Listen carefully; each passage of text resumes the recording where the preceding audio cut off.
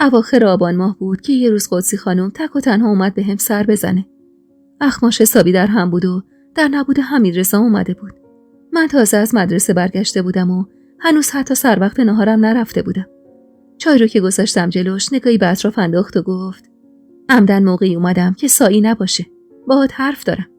با نگرانی نگاش کردم. کمی دست کرد. دوستای عزیز و مهربونم، سحر هستم، راوی داستان‌های جذاب عاشقانه. ممنون میشم با لایک کردن و به اشتراک گذاشتن ویدیوها به ما انرژی بدید. از خانوادت خبر داری دخترم؟ آروم گفتم: نه، اما حمیدرضا میگه حالشون خوبه. میگه عید میخوام بیان دیدنم. قدسی خانم لب کشید. امروز آقا تو همون جوونی که بار اول آوردت پیشم با هم اومده بودن دیدنت. با شوق از جان بلند شدم. راست میگید قدسی خانم؟ الان کجان؟ چرا نیومدن اینجا؟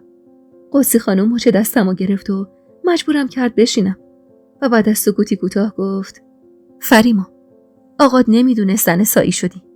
با تعجب و حیرت نگاش کردم.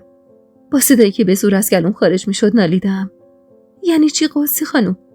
یعنی چی که نمیدونست؟ نمیدونم ننه. امروز سر صبحی رسیدن. به محض اینکه اومدن سراغ تو رو گرفتن. منم هول برم داشت، گفتم فریما مدرسه است. بعدم آقا آدرس مدرسه رو خواست، گفتم بلد نیستم و یه جوری دست به سرشون کردم. اما نمیدونستن تو زن سایی شدی. آقا یکی دو بار گفت من زیر دین حمیدرضام و دیگه اومدم تا این دختر رو برگردونم ده. گفتم مش سر عقل اومده و دست برداشته از کینه و کدورت. منم گفتم چه کاریه؟ دخترتون داره اینجا درسشو میخونه، زندگیشو میکنه. اما آقات میگفت درست نیست که دختر تنها و بدون خانواده تو شهر بیدر و پیکر تنها باشه. بعدم با همون مرد جوون رفتن یه چرخی تو شهر بزنن. گفتن دم غروب میان. منم تندی اومدم بهت خبر بدم. با ترس گفتم: خب از کجا معلوم که خبر نداشتن از ازدواجم؟ آخه آقام خودش رضایت داده بود. من امضاشو دیدم. بعدم حمیدرضا چرا باید دروغ بگه؟ قدسی خانم سری تکون داد. خبر نداشتن که اومدن ببرنت. که آقات برگشت گفت دختر تک و تنها تو شهر غریب و این حرفا.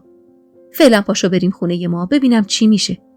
هیچی هم نگو، بذار سایی خودش بیاد تکلیف اون روشن کنه. به سختی آب دهنمو قورت دادم و گیج و منگ در حالی که هزار جور فکر توی سرم رژه میرفت همراه قدسی خانم به سمت خونه‌شون رفتم. اما قبل از رفتن یادداشتی برای حمیدرضا نوشتم و ماجرا رو مختصر براش توضیح دادم. همش با خودم میگفتم امکان نداره حمیدرضا همچین دروغی بگه. اصلا چرا باید دروغ بگه؟ اگه به آقا جونم میگفت مطمئناً اونم مخالفتی نمیکرد. تازه به نظرم خوشحالم میشد که من با حمیدرضا ازدواج کنم.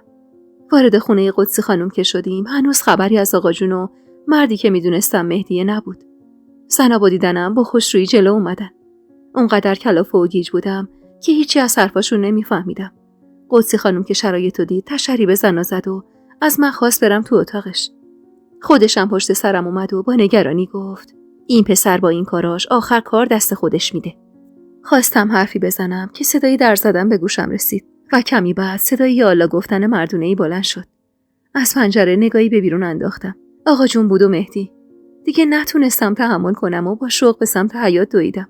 با دیدن آقا جون ناخودآگاه بغضم شکست و زدم زیر گریه و تو بغل امنش فرو رفت. آقا جون که تو همون مدت حسابی شکسته شده بود دستی به کمرم کشید و منو از بغلش بیرون کشید و گفت: خوبی دخترم؟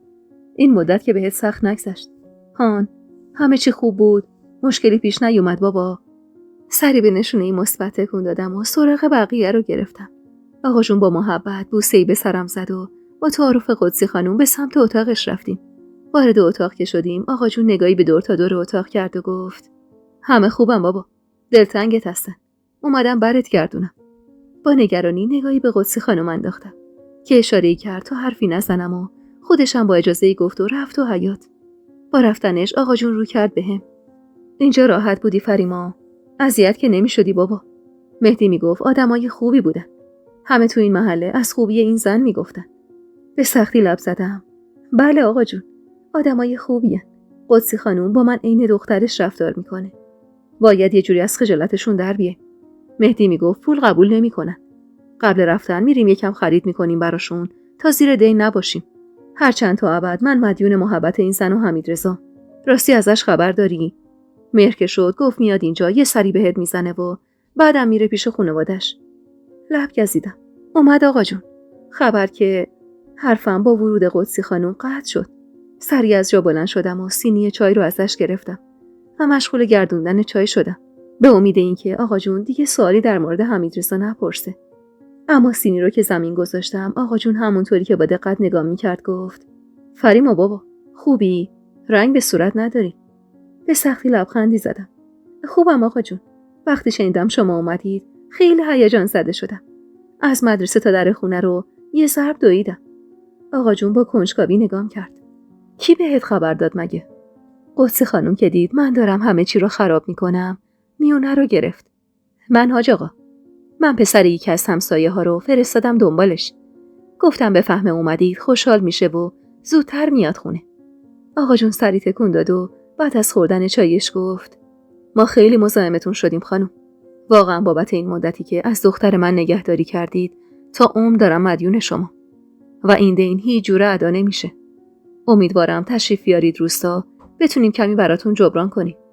قدسی خانم کمی خودشو جمع و جور کرد. نگید این حرفو. فریما هم عین دختر خودم. ماشاءالله به تربیتتون. دختر خیلی خوبی دارید. خدا براتون نگهش داره. خیرشو ببینید. آقا جون تشکر کرد. خب دیگه. ما بیشتر از این مزاحم شما نمیشیم. خیلی زودتر از اینا باید می اومدیم دنبال فریما. منتها یه سری اتفاقات بود که باید حتما حل میشد. الانم دیگه خدا رو شکر مانعی برای برگشت فریما به ده وجود نداره. ننه و خواهر برادراشم خیلی دلتنگشن. با بغض نگاهی به قدسی خانم انداختم که دست باچه گفت: به این زودی حداقل یه امشبه رو اینجا تشریف داشته باشید. بعدم این دختر اینجا داره میره مدرسه. حیف درسشو نیمه رها کنه. کاش میذاشتی چند ماه دیگه هم اینجا بمونه و درسشو که تموم کرد بعد برگرده. منم که یه زن تنهام. موندنش اینجا برای من دردسری که نداره هیچ. تازه خیلی هم خوبه. شما لطف دارید خانم. اما درست نیست. درست نیست وقتی شرایط برگشت به خونه پدریشو داره تک و تنها تو این شهر بیدر و پیکر بمونه و مسئولیتش بیفته گردن شما. از خدا که پنهون نیست. از شما چه پنهون که من این مدت یه شبم خواب راحت نداشتم. همش دلنگران این دختر بودم و تنها دلخوشیم به تعریفایی بود که دامادم از شما کرده بود. اما خب پیش خودم باشه خیالم راحت تره. به سختی لب باز کردم. عمه مائده اگر باز بخواد. مهدی حرفمو قطع کرد. سکته کرده فریما. با تعجب نگاش کردم. آقا جون نگاه بدی به مهدی انداخت. نیازی به گفتنش نبود. با سماجت گفتم: چی شده مگه آقا جون؟ سکته چرا؟ چی بگم والا؟ الان وقتش نیست دخترم. سر فرصت خودت همه چیزو میفهمی. ما میریم تو کوچه منتظر میمونیم. تو هم ساکتو ببند بیا بیرون بابا. آقا جون و مهدی که از جا بلند شدن دیدم هیچ راهی جز گفتن حقیقت ندارم و اگه خودم دهن باز نکنم هیچ دادرسی ندارم. واسه همینم تمام جسارتمو جمع کردم. من نمیتونم بیام آقا جون. آقا جون با تعجب به سمتم برگشت. یعنی چی نمیتونم بیام؟ چرا؟ لب گزیدم. اینجا دارم درس میخونم آقا جون. آقا جون اخ میکرد. ننت چند ماه خواب به چشمش نیومده. خواهر برادرات اونقدر نگران توان که شب و روزشون رو نمیفهمن. بیبی جونت یه چشمش اشکه و یه چشمش خون. بعد تو میگی چون درس دارم نمیام. نگرانی این همه آدم واسط مهم نیست بابا. قدسی خانم خواست حرفی بزنه که آقا جون سری گفت: ببخشید خانم. میشه لطفاً منو دخترمو تنها بذارید؟ قدسی خانم بیچاره چشمی گفت و از اتاق رفت بیرون. با رفتنش آقا جون نگاهی به مهدی انداخت که باعث شد اون هم سری بره بیرون. خجالت زده و ترسیده سرمو پایین انداختم. آقا جون کمی نزدیکم شد. به من نگاه کن فریما. با شرم سرمو بالا گرفتم. آقا جون با دقت نگام کرد. چت شده تو؟ مهدی میگفت حتی 10 روزم تو این شهر دووم نمیاری. اون وقت الان چطور شده که بعد از 2-3 ماه بازم حرف از موندن میزنی؟ با خودم گفتم تا کی میخوای دروغ بگی فریما؟ این همه حمیدرضا حمایتت کرد. حالا نوبت توئه که پشتش سر بیای و ازش حمایت کنی. حالا به هر دلیلی از آقات اجازه نگرفته. اما این مدت از گل نازکتر بهت نگفته که. واسه همینم نفس عمیقی کشیدم و بعد از سکوتی کوتاه گفتم: چون من آقا جون من چطوری بگم؟ آقا جون همونطور با کنجکاوی و تعجب نگام میکرد و منتظر بود حرفی بزنم. بالاخره چشممو بستم و زیر لب با صدایی که از ته گلوم خارج میشد نالیدم: من ازدواج کردم. آقا جون وحشت زده از حرفی که شنیده بود لب زد: ازدواج کردی؟ یعنی چی فریما؟ شوخیت گرفته بابا. از شدت شرم سرمو پایین انداختم که آقا جون ادامه داد. با کی؟ با کی ازدواج کردی؟ با اجازه یکی؟ تو مگه بی خانواده بودی؟ مگه پدر نداشتی که بی خبر از ما ازدواج کردی؟ چشمت به زرق و برق شهر افتاد؟ یادت رفت از کجا اومدی؟ یعنی اونقدر هول بودی که نتونستی منتظر بمونی تا من خاک بر سر بیام؟ بدون اجازه من؟ بدون حضور من؟ صداش بالا رفت و برای اولین بار سرم فریاد کشید. زن کدوم بی پدری شدی؟ چرا لالمونی گرفتی؟ ده بگو دیگه، حرف بزن. زن کی شدی فریما؟ زن کی؟ با صدای فریاد آقا جون، اول مهدی و بعدم حمیدرضا که نمیدونم کی به خونه رسیده بود سراسیمه وارد اتاق شدن. از زور گریه نفسم بالا نمی اومد. مهدی به سمت آقا جونی رفت که از شدت خشم و حرص کل صورتش قرمز شده بود و دستاش میلرزید. دلم از دیدن اون حال و روز آقا جون خون شده بود و حس خیلی بدی داشتم. مهدی بازوی آقا جون رو گرفت و گفت: تو رو خدا آروم باشید آقا جون. صدای داد و بیدادتون کل خونه رو گرفته. حمیدرضا هم که با فاصله از من ایستاده بود با صدای غمزده لب زد: معذرت میخوام فریما. برا توضیح میدم. با دلخوری نگاش کردم. دوستش داشتم. نمیتونستم دل بکنم ازش. اما دلمو شکونده بود و ازش حسابی دلگیر بودم. آقا جون با صدای گرفته نالید: نکنه زن این پسره شدی؟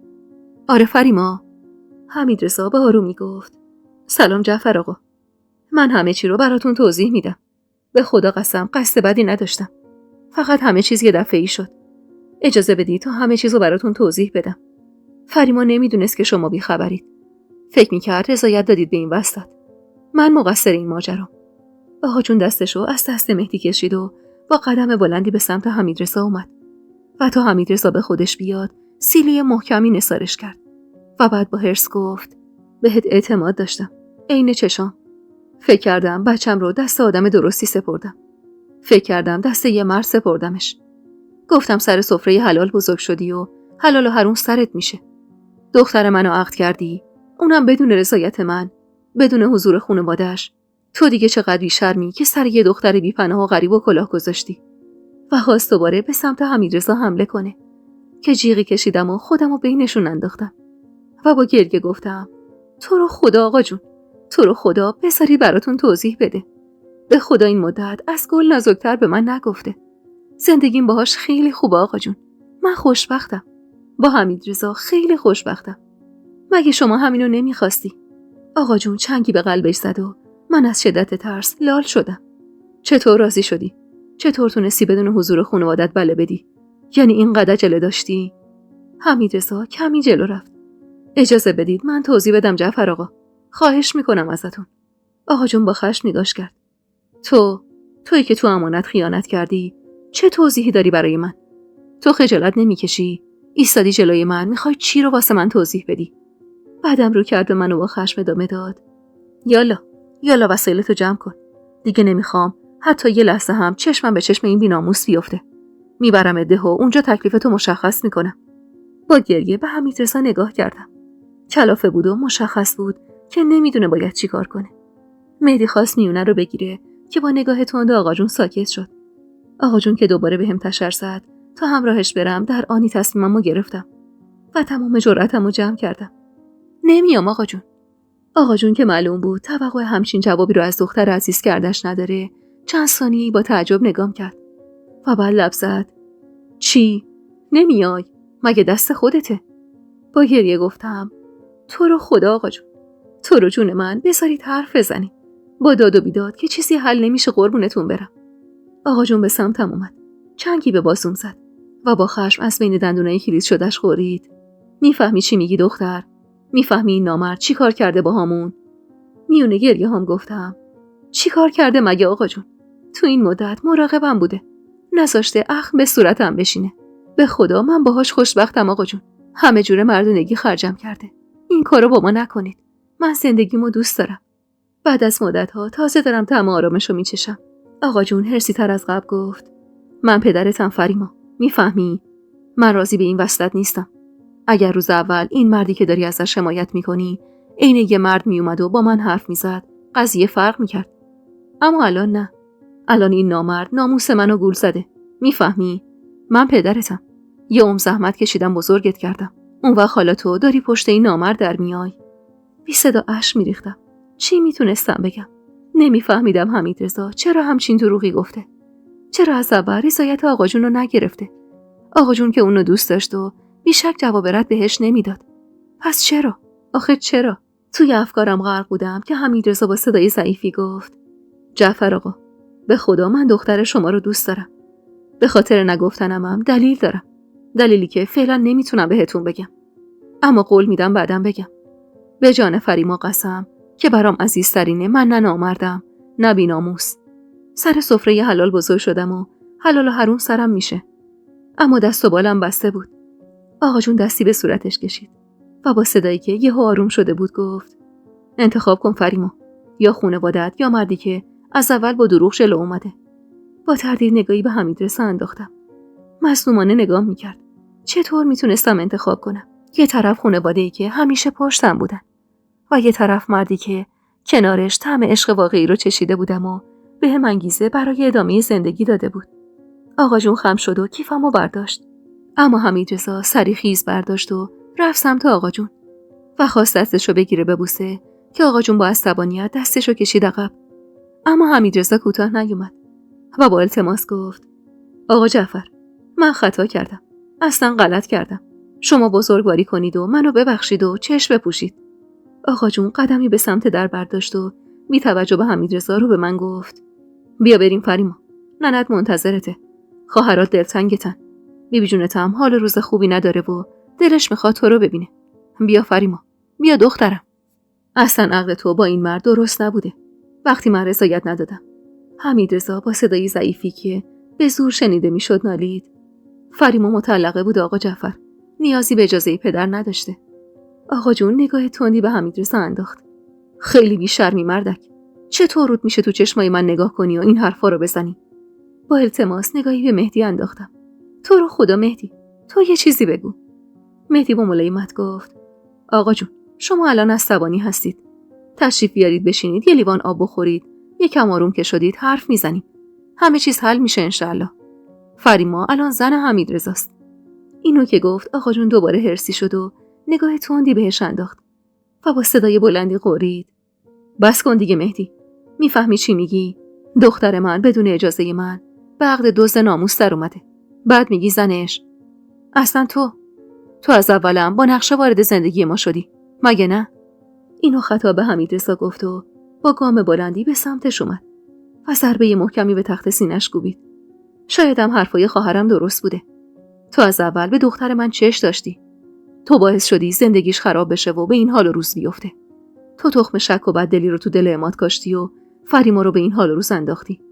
اینو گفت و برگشت سمت من. میخوای با این آدم زندگی کنی؟ با آدمی که باعث و بانی تموم این بلاها بوده؟ پس ماده دروغ نمیگفت. این مردک به ناموس ما چش داشته و من احمق کور شده بودم و دو دستی تو رو سپردم بهش. اونقدر گریه کرده بودم که نفسم بالا نمیومد. آقا جون انگار دیوونه شده بود. نمیفهمیدم این حرفا رو از ته دلش میگه یا فقط از سر زبونشه و عصبانیت. دوتا از عزیزترین آدمای زندگی مقابل هم قرار گرفته بودن و انتخاب بینشون از مرگم برای من سخت‌تر بود. قدسی خانم ضربه‌ای به در زد و وارد اتاق شد و در و پشتش بست و با ملایمت گفت: تو رو خدا اونقدر همه چیزو پیچیده نکنید حاج آقا. به خدا که با حرف زدن همه چیز حل میشه. من این پسر رو خیلی خوب میشناسم. عین بچه خودمه. تو همین خونه بزرگ شده.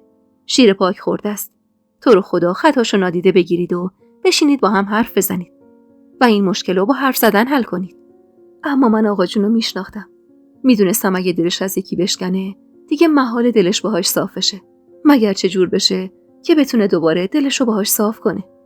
بیبی جون همیشه میگفت قوم و خویش آقا جونت همشون کینه‌این و سخت میشه کینه رو از دلشون پاک کرد. حتی آقات که اینقدر مرد مومن و خودشناسیه. آقا جون انگار حرفای قدسی خانمو نشنید که دوباره رو کرد به من. یالا فریما، باید بریم. به ننت گفتم تا شب نشده میرسیم ده. قدمی به سمت آقا جون برداشتم که باعث شد لبخندی از سر پیروزی بزنه و نگاهم رو به حمیدرضا دوختم که با حالی خراب داشت نگاه میکرد. احساس میکردم نم اشک تو چشماش نشسته. قدم دوم رو که با تردید برداشتم، حمیدرضا با حال زاری گفت: نرو فریما. تو رو جان من نرو. دلم خون شد از شنیدن صداش. دوراهی بدی بود. کاش همون لحظه میمردم و نمیخواستم بین اون 2 نفر یکی رو انتخاب کنم. من دلم همشون رو کنار هم میخواست و به خدا که خواسته زیادی نبود. قدمای بعدی رو که برداشتم صدای حمیدرضا ضعیف‌تر شد. جوری اسممو صدا زد که قلبم شکست و چشمه اشکم دوباره جوشید. تا جلوی در با آقا جونم رفتم. اما نتونستم پا بذارم رو دلم. نتونستم مردی که بی هیچ چش داشتی تو بدترین روزای زندگیم مثل یه منجی، مثل یه نور به دادم رسیده بود و به هم عشق و محبت داده بود و رها کنم و برم. اگه میرفتم من دیگه فریماه نبودم. من دیگه اون دختری که زیر دست آقا جونم بزرگ شده بود و عاشقی و عزت به همسر گذاشتن و یاد گرفته بود نبودم. بعدم با خودم گفتم مگه نمیگفتی اگه حمیدرضا بگه بمیر سرتو میذاری زمینا میمیری؟ این که از مردن سخت‌تر نیست. تهش یه مدت میگذره و بعد با هم میریم دستبوسی آقا جونم. میرم به دست و پاش میافتم تا منو ببخشه. تازه آقا جونم محال از دختر عزیز دردونش بگذره. اما من اگه میرفتم عشقی نابو از دست میدادم. عشقی که تا قبل از چشیدنش فکر میکردم نمونش رو فقط تو قصه ها میشدید. و اما از اون طرف اگه میموندمم پدرم رو از دست میدادم. خدایا کاش هیچ کسی در شرایط من قرار نگیره. یه پام رو از اتاق بیرون گذاشتم. اما برای لحظه‌ای مکث کردم و تصمیم آخر رو گرفتم. چشم بستم رو تمام حمایت‌های پدرم. چشم بستم رو تمام محبتاش، تمام پشتیبانیاش، تمام سختیایی که اون مدت به خاطر من کشیده بود. و قدمی به عقب برداشتم و سمسمه کردم. نمیام آقا جون. یعنی نمیتونم بیام. آقا جون با بهت به سمتم برگشت. درست لحظه‌ای که خیال میکرد پیروز این میدون شده، دختر کوچیکش قدلم کرده بود جلوش و چشم بسته بود رو تمام روزای بچگی و نوجوانیش و مردی رو انتخاب کرده بود که کمتر از 1 سال بود که میشناختش. شکستن آقا جون رو همونجا دیدم. خم شدن کمرش رو هم همینطور. اشکم لحظه‌ای بند نمیومد. زانوهام سوس شدن و کنار پای آقا جون افتادم رو زمین. قدسی خانم دوید و کنارم نشست. با گریه نالیدم. آقا جون، ازم نخواهید بین شما یکی رو انتخاب کنم. اگه زندگی من براتون مهمه، اگه دلتون خوشبختی منو میخواد، اینو ازم نخواهید. جونمو بگیرید، ولی ازم نخواهید یکی رو انتخاب کنم. من خوشبختم آقا جون، خیلی زیاد. این خوشبختی رو ازم نگیرید. و دوباره گریم اوج گرفت. قدسی خانم که کنارم نشسته بود، آروم رو با آقا جونم گفت: چرا اینجوری میکنید حاج آقا؟ به این 2 جوون یه فرصتی بدید. فریما دختر شماست. راضی به عذاب کشیدن دخترتون نباشید. آقا جون کمی به هم نزدیک شد.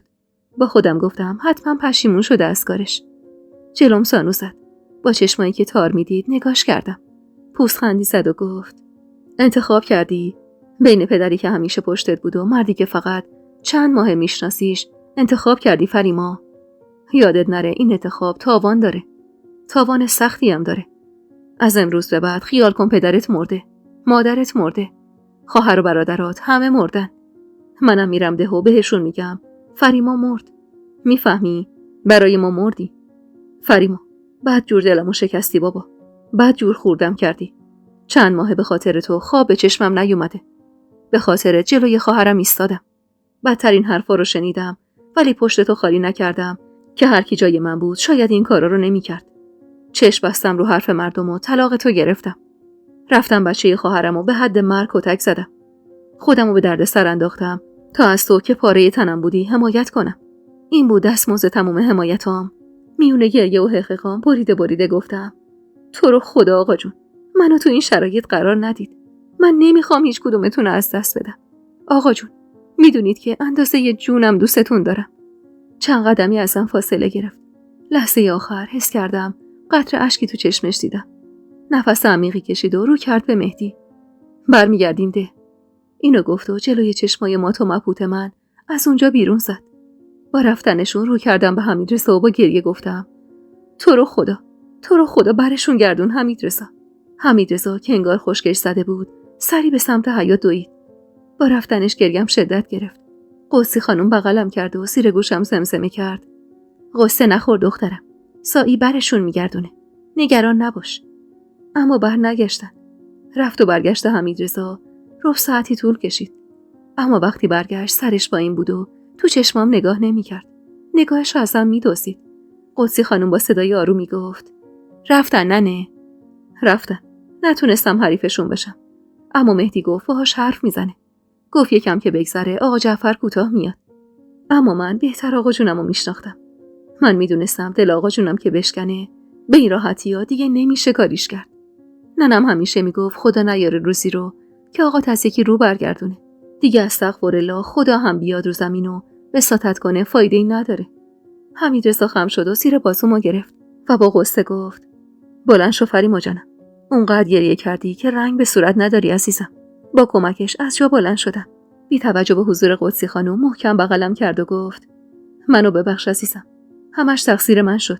قدسی خانم سرفه‌ای مصلحتی کرد و با گفتن این که میرم ناهارو بکشم تنهامون گذاشت. با رفتنش حمیدرضا منو نشوند روی زمین و خودشم رو بروم نشست. با صدای گرفته‌ای گفتم: چرا بهم دروغ گفتی؟ چرا با آقام خبر ندادی و منو تو این شرایط قرار دادی؟ حمیدرضا همونطور که دستاشو قاب صورتم کرده بود و چند تا بوسه به گونم زده بود گفت: الهی قربون این اشکات برم. بس دیگه، گریه نکن. به خدا شرمندتم. به خدا قسم نمیتونستم بگم. اگه میگفتم ازم میخواست خانواده‌مو بیارم. اونا هم نمی اومدن. نالیدم. باید میگفتی. اگه میگفتی اینجوری نمیشد. حمیدرضا دست دورشونم انداخت و گفت: غصه نخور قربونت برم. من قول میدم باهاش حرف بزنم. همه چیز درست میشه. یه مدت بگذره خشم آقات فروکش میکنه. اون که نمیتونه قید دختر خوشگلشو بزنه. به اجبار باشه ای گفتم و رفتم و دست و صورتمو شستم. ستاره با دیدنم سری به سمتم اومد و دور از چشم همه آهسته گفت: فریما، از من میشنوی؟ یه بچه بیار. بچه بیاری جا پاتو سفت کردی. با تعجب گفتم: تو این هاگیر باگیر چرا اصرار به بچه دار شدنم داری ستاره؟ مگه تو چیزی میدونی که من خبر ندارم؟ ستاره دست باچه شد. نه فریما، چی مثلا؟ من به خاطر خودت میگم. قبلا هم گفتم بچه دار که بشی آقاتم دلش به رحم میاد. تو مثل من نکن. هرچی بیشتر جلوگیری کنی دیرتر بچه دار میشی. اصلا شاید تو هم این من نازا بشی. بی حرف رو برگردوندم و رفتم به سمت اتاق قدسی خانم. غذای اون روز از زهر هم برام تلختر بود. هیچی از گلوم پایین نمیرفت و از غصه داشتم دیوونه میشدم. هرچی هم حمیدرضا تلاش میکرد آرومم کنه بیفایده بود. همش فکرم پی آقا جونم بود. پی حمایتای بی‌دریغش، محبتاش. بد کرده بودم در حقش. در حق مردی که حرف مردمو به چون خریده بود و سفت و سخت پشت دخترش در اومده بود. مردی که یه از گل نازکتر بهم نگفته بود. به خاطر من هر سختی رو تحمل کرده بود. حرف شنیده بود و از خانواده‌اش بریده بود به خاطر من. اون وقت من چی کار کرده بودم؟ پشتشو خالی کرده بودم. تو دل خودم به خودم حق میدادم. اما دلم نمیخواست اینجوری دل آقا جونمو بشکنم. اونقدر خودخوری کردم که به زور تونستم دو قاشق از غذامو بخورم و همه رو پس زدم و با غصه عقب رفتم. حمیدرضا با نگرانی گفت: فریما، هیچی نخوردی که؟ اسبا میافتی، ضعف میکنی. لب برچیدم و سمسمه کردم: اشتها ندارم، نمیخورم. قدسی خانم کمی خودشو به سمتم کشون: فریما جان، دخترم، غصه خوردن که دردی رو دوا نمیکنه. الان غذا نخوری همه چی درست میشه. آهی کشیدم. سیرم قدسی خانم، چیزی دلم نمیخواد. حمیدرضا هم که حال روز منو دید غذاشو نصف رها کرد و از سر سفره بلند شد و خم شد و کیفمو برداشت و رو کرد بهم. پاشو عزیزم، پاشو بریم خونه خودمون. بعدم از قدسی خانم تشکر کرد و دستمو گرفت و از خونه زدیم بیرون. نمیدونستم کارم درست بوده یا نه. از ته قلبم میخواستم که هیچ وقت بابت این تصمیم پشیمون نشم. وارد خونه که شدیم بی‌حوصله چادرمو گوشه انداختم و رفتم نشستم سر وقت کتاب دفترم. میخواستم سر خودمو با درس خوندن گرم کنم، بلکه یادم بره چهره غمگین آقا جونم حین رفتنو. حمیدرضا هم با فاصله ازم نشست و بعد از سکوت کوتاهی گفت: از من دلخوری خانومم؟ جوابشو ندادم. خودمم نمیدونستم از کی باید دلخور باشم. از حمیدرضا بابت پنهونکاریش، از آقا جون بابت تحت فشار گذاشتنم، یا از خودم بابت انتخابم و شکستن دل پدرم. یادم همیشه سعیده میگفت خوش به حالت که همچین پدری داری. میگفت منم آرزومه پدرم اونقدر هوامو داشته باشه و پشتم در بیاد. اون وقت من با این پدر چی کار کرده بودم؟ بعد از سکوتی طولانی با صدای گرفته‌ای گفتم: چرا بهم دروغ گفتی؟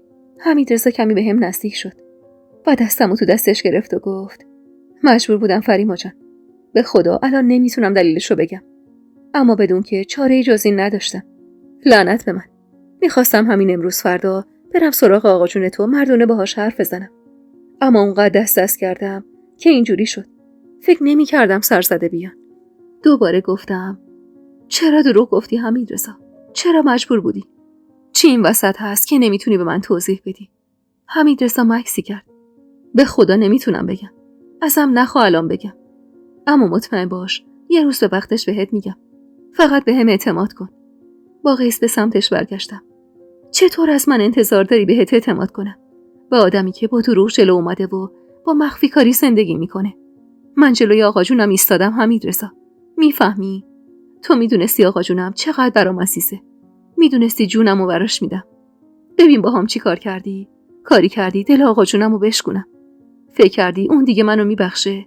نمیبخشه. هرگز نمیبخشه. گریم شدت گرفت. فکر کردم به حرفای آخر آقا جون قلبمو به درد می آورد. گفت فرامون مردی. هیچ کسی اندازه من نمیدونست آقا جون به همون اندازه که با محبت بود به همون اندازه هم میتونست بیرحم باشه. من میشناختمش. من میدونستم بگه مردی یعنی واقعا براش مردم. یعنی دیگه تو صورتم هم نگاه نمیکنه. دروغ چرا؟ پشیمون شده بودم از انتخابم. نباید آقا جون از خودم میرنجوندم. اگه میرفتم و حمیدرضا هم عشقش نسبت به من واقعی بود، حتما میومد دنبالم. میومد و به هر بهایی رضایت آقا جونمو میگرفت. اصلا که نبود آقا جون. وقتی میدید من کنار این مرد خوشبختم، بالاخره دلش به رحم میومد. آخه اون که جز خوشبختی من چیز دیگه ای نمیخواست. اما با کاری که من کردم تموم پلای پشت سرمو خراب کرده بودم. حمیدرضا خواست بغلم کنه که با حرص خودمو عقب کشیدم. دلم نمیخواست ببینمش. انگار تازه مغزم به کار افتاده بود و فهمیده بودم چی کار کردم. حمیدرضا دوباره تلاش کرد بیا سمتم. اما وقتی دید ما نمیشم و حال روز خرابمو دید، با قدمای کوتاه از اتاق بیرون زد. اول فکر کردم از خونه میره، اما دیدمش که روی ایوون نشسته و سرشو تو دستش گرفته و خیره به یه نقطه شده. منم اونقدر گریه کردم و قصه خوردم که همونجا روی زمین خوشخوابم برد. چشم باز کردم روی تشکم بودم و پتوی روم کشیده بود. هوا هنوز روشن بود. از جا بلند شدم و تشکو جمع کردم و به سمت حیاط رفتم. حمیدرضا هنوزم تو حیاط نشسته بود و با دیدنم سرشو بالا گرفت و آروم گفت بیدار شدی عزیزم؟ بیا بشین. بدون هیچ حرفی با فاصله ازش نشستم و خیره شدم به زمین که گفت فریما جانم، گاهی وقتا زندگی اونجوری که ما میخوایم پیش نمیره. من یه اشتباه کردم و به تو قول میدم جبرانش کنم. میدونم اشتباه هم بزرگ بوده، اما جبرانش میکنم. شده شب و روز برم در خونه آقا تو التماسش کنم، این کارو میکنم. چون تو برام مهمی، مهمترین آدمی که تو زندگیم دارم. بعدم کمی به هم نزدیک شد. دست زخمیمو گرفت و بوسه‌ای بهش زد و همونطور که نوازشش میکرد زمزمه کرد من دوست دارم فریما، اونقدر زیاد که نتونم ازت بگذرم. تو عین نفسی برام، طاقت دیدن غصتو ندارم. با سماجت گفتم پس به هم بگو علت این پنهان کاری رو. سر فرصت بهت میگم. قول میدم همه چیزو درست کنم و برات توضیح بدم قربونت برم. فقط ازم نخواه الان چیزی بگم که به جون خودت که عزیزترینی برام گفتنم دردی رو دوا نمیکنه. مکسی کردم و سوالی که مدت‌ها تو ذهنم بود و ازش پرسیدم. حمیدرضا، چرا عاشق من شدی؟ با تعجب نگام کرد. مگه دوست داشتن و عاشق شدن دلیل میخواد؟ نفس عمیقی کشیدم و زمزمه کردم. در مورد من آره. دوست دارم بدونم چرا عاشق یه زن مطلقه که کل بدنش سوخته و اون همه درد سر از سر گذرونده شدی. اندک فاصله‌ای که بینمون بود و پر کرد و دست انداخت دورشونم و بوسه‌ای به سرم زد و گفت من وقتی عاشقت شدم که نمیدونستم نامزد داری. عشق دست خود آدم نیست فریما. گاهی بی منطق میاد و ریشه میکنه تو وجود آدم. من نمیگم خیلی آدم خوبیم، اما عشق برام حرمت داره. دلم هم دروازه نیست یکی بره یکی بیاد. محبت تو بدجوری از همون روز اولی که دیدمت به دلم نشست. اونقدر زیاد که تصور صورت معصومت لحظه ای از جلوی چشمم دور نمیشد. وقتی فهمیدم میخوای جدا بشی بدجنسی بود، اما خوشحال شدم فریما. برای من نه مطلقه بودنت مهم بود و نه اتفاقی که برات افتاده بود. برای من تو مهم بودی. محبت تو و علاقه‌ای که بهت داشتم. ظاهر آدم که امروز هست و فردا ممکنه نباشه. اشک روی گونم نشست. من چه کار خیری کرده بودم که خدا این مرد رو جلوی راهم قرار داده بود؟ دو حس متضاد همزمان تو وجودم بود، اما سعی می‌کردم دل بدم به دل حمیدرضا و چشم ببندم رو پشیمونیم بابت موندن پیشش. خودم رو قانع کردم که یه مدت بگذره آقا جونم پشیمون میشه، منم میرم دست بوسش و همه چیز به خیر و خوشی تموم میشه. واسه همینم سعی کردم دلمو صاف کنم با مردی که همه جوره کنارم بود و بهم عشق میداد، مردی که محبت تو چشماشو باور کرده بودم و دل سپرده بودم بهش، دلی که دیگه طاقت دل بریدن نداشت. آبان ماه به سر اومد و آذر رسید. تو این مدت هیچ خبری از ذهن نداشتم و همیشه دلم عین سیر و سرکه میجوشید برای خانواده‌ام. اما سعی می‌کردم زیاد به روی خودم نیارم و سرمو گرم زندگی و درسم کنم تا به وقتش که حمیدرضا گفته بود. یادم یکی از روزای سرد آذر ماه بود و من چسبیده به بخاری نفتی مشغول حفظ کردن شعر کتاب ادبیاتم بودم که در خونه زده شد.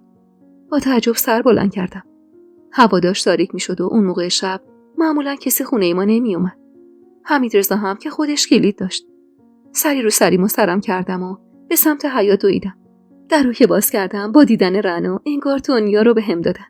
با ذوق محکم بغلش کردم و جفتمون زدیم زیر گریه و با شنیدن صدای حمیدرضا تازه به خودمون اومدیم. فریما جانم، اینجا تو کوچه درست نیست، بفرمایید داخل. رنا دست باچه شد و سلام و احوالپرسی باهاش کرد. منم با قدردانی نگاش کردم و همراه رنا وارد خونه شدیم و تازه اونجا بود که چشمم به مهدی افتاد. پسرشون رو بغل گرفته بود و کمی اون طرفتر از حمیدرضا وایساده بود. با لبخندی که از روی صورتم پاک نمیشد گفتم: سلام آقا مهدی، ببخشید شرمنده ندیدمتون. مهدی سلامی کرد و با تعارف حمیدرضا بالاخره وارد خونه شدن. سری دفتر و کتابامو جمع کردم و گوشه‌ای گذاشتم و گفتم: ببخشید اصلا انتظار نداشتم بیای. وای رنا، نمیدونی چقدر دلم برات تنگ شده بود. الان میرم چایی میریزم یکم گرم شید. اما همین که خواستم از جام بلند شم حمیدرضا اشاره کرد تا بشینم و گفت: بشین فریما جانم، من چایی میارم. بعد از چند وقت خواهرتو دیدی حتما حسابی دلتنگشی. با ذوق ازش تشکر کردم و محکم دست رنا رو گرفتم. رنایی که برام بوی خانواده‌مو میداد. با رفتن حمیدرضا رنا سرکی به اطراف کشید و با ذوق گفت: چه خونه زندگی قشنگی داری. مبارکت باشه آبجی. خیلی خوشحالم برات. حمیدرضا هم واقعا مرد خوبیه. دوباره بغلش کردم و گفتم: خیلی خوشحالم کردی که اومدم. مهدی خندید و گفت: از وقتی برگشتیم ده این خواهرت خونه منو تو شیشه کرده که بیارمش اینجا. دیگه حریفش نشدم. گفتم بیارمش بلکه دست برداره از غرغر کردناش. ازش تشکر کردم و رو به رنا گفتم: بچت به دنیا اومد آبجی. لبخند روی لبش پر کشید و با غصه نگاهی به شکمش انداخت. از دست دادمش آبجی. با تعجب نگاش کردم. مهدی با حرص چنگی به موهاش زد و با اجازه‌ای گفت و بیرون رفت. با رفتنش پسرشون رو بغل گرفتم و دوباره کنار رنا نشستم و گفتم: چی شده آبجی؟ بغض شکست و سر زیر گریه. مات و مبهوت نگاش کردم و آروم گفتم: بمیرم برات. چرا گریه میکنی آبجی؟ رنا کمی خودشو جمع و جور کرد. اگه بدونی چه جهنمی واسم ساخته این مرد. از وقتی این بچه رو از دست دادیم روزی نبوده که سرکوفتشو به هم نزنه. همش میگه از بس واسه خواهرت گریه زاری کردی بچه رو از دست دادیم. حالا خواهرت داره تو شهر زندگیشو میکنه و به یاد شما هم نیست. تو هم بشین عصای بچه‌ای که از دست دادی رو بگیر. طاقتم سر اومده بود دیگه. جفامو کردم توی کفش که الا و بلا باید منو ببری پیش فریما. با غصه گفتم: به خاطر من سخت شد. رنا اخ میکرد: نه بابا، مهدی رو نمیشناسی تو. قابل سر زایمان اولم به هم گفته بود رحمم ضعیفه. 2 سالی صبر کنم بعد بارداشتم. اما حریف مهدی نشدم.